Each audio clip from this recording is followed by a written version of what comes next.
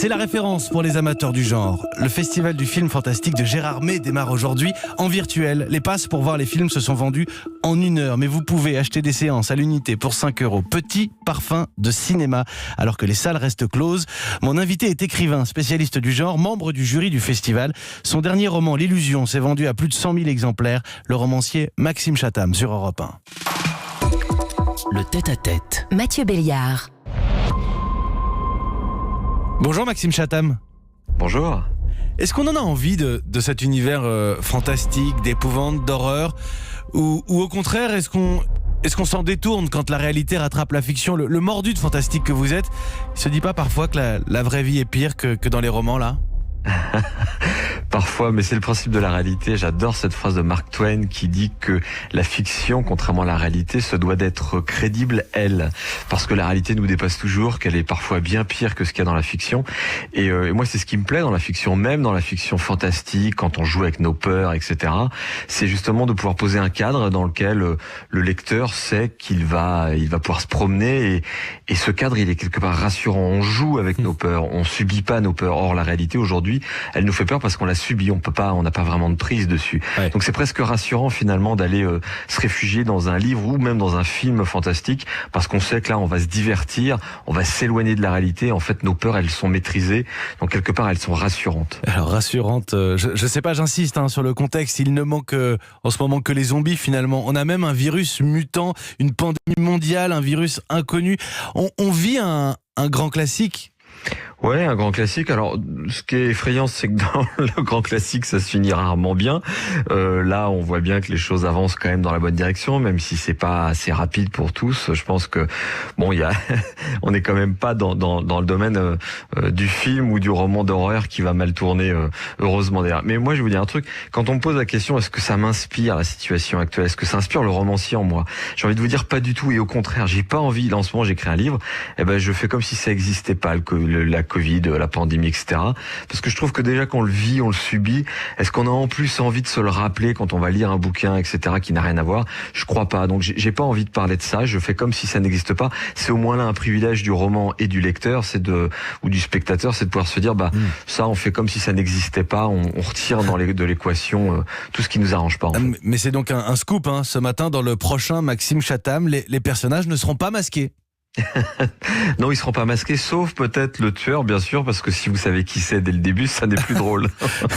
Dans votre dernier roman, Maxime Chatham, L'Illusion, on se retrouve quand même dans une station de ski déserte. Vous-même, là, vous devez être un peu surpris de coller autant à la réalité. Ouais, c'est un peu triste d'ailleurs. Même moi, ce qui m'amusait, c'était le huis clos, c'était d'imaginer ce qui se passe dans une station de ski quand il y a une dizaine de personnes, pas plus, et de voir ce qu'on peut en faire. Une espèce de mélange entre Agatha Christie et Stephen King. Alors, j'ai probablement pas le talent des deux, mais au moins je l'ai fait à ma sauce en m'amusant bien. Et c'est assez jouissif pour un roman. Si vous lui donnez un cadre pareil, vous lui mettez une poignée de personnages et vous lui dites maintenant amuse-toi avec ça, je peux vous garantir qu'il y a de quoi faire. Et au-delà même des révélations finales. Ne serait-ce que déjà le voyage avec toutes les façons de manipuler le lecteur, de jouer avec le lecteur. Je pense qu'on n'a aucune difficulté à s'imaginer dans une station de ski comme ça, avec le vent, le paysage, les grands couloirs, désert, et puis subitement une ombre qui passe au loin. On se demande qui c'est parmi la demi-douzaine de personnages.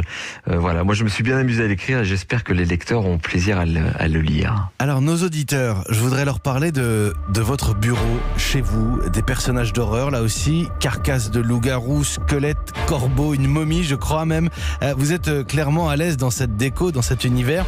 Quand on joue autant avec ces codes-là, finalement, Maxime Chatham, on n'a plus peur du tout.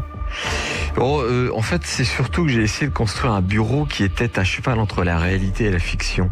Et quand vous entrez dans mon bureau, il y a des dizaines, sinon des centaines d'objets un peu partout. Je vous mets au défi de savoir ce qui est vrai. Est-ce que ce crâne humain est vrai? Sauf que si celui-ci est vrai, est-ce que celui d'à côté est vrai? Parce que vous avez remarqué à côté, ces canines sont anormalement longues. Ce serait le crâne d'un vampire. Est-ce qu'à côté c'est une vraie météorite? Est-ce que la momie qui est là allongée au moment où je vous parle à côté de moi, est-ce qu'elle est vraie? Est-ce qu'elle va se réveiller?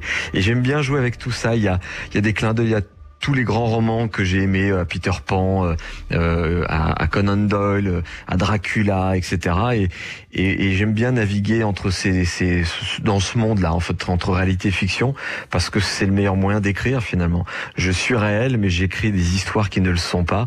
Et ce lieu me permet de le faire de façon assez pratique. Et j'aime bien cette ambiance. Il faut juste y ajouter une petite odeur, c'est celle de l'encens. Ça, on oublie de le dire.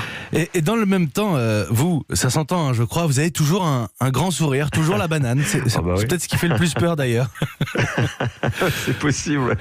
Non, le plus flippant, c'est peut-être que je me délecte à l'idée des tourments que vont avoir les lecteurs à lire mes livres. Et je vous cacherai pas, quand je mets le point final d'une histoire, ma première envie maintenant, c'est que le lecteur l'ait dans les mains, et je rêverais d'être derrière, au-dessus de l'épaule de chacun d'entre elles, pour voir leur tête quand ils lisent certains passages. Ça, c'est la grande frustration du romancier finalement, de ne pas pouvoir voir en temps réel l'émotion que ça procure au lecteur.